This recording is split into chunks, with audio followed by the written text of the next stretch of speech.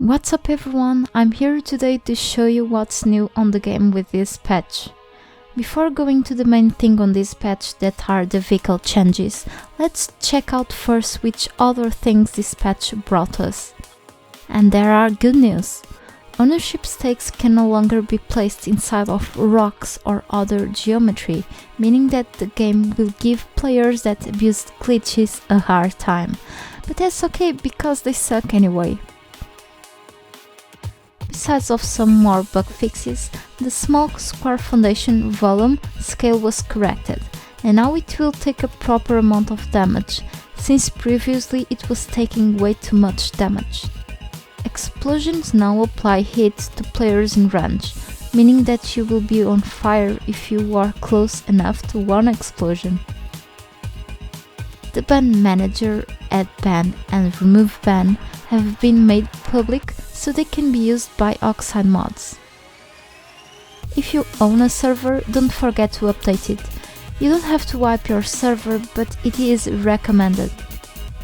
About the SDK, there was a fix to SDK build paths for OS X systems, also the items from a previous update, that one that brought the raid drill as well, with all Kanga and Crash components were added to the SDK.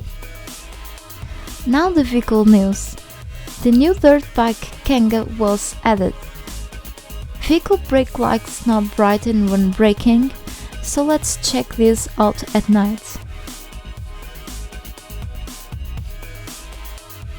Besides of other graphics and performance improvements on vehicles, a vehicle rendered budget and high-low bias can be set in the graphics options menu.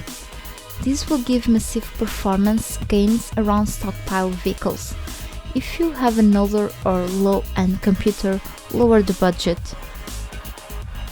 Some vehicle physics and settings were fixed, some to help making the driving more realistic and everything else better. Now more vehicle handling attributes are affected by weight, and also the player weight will influence the vehicle. The camera was fixed while switching perspectives inside of a vehicle, and there is now more orientation while entering or exiting a vehicle. The God Builder cannot be entered unless the room for the rider is clear.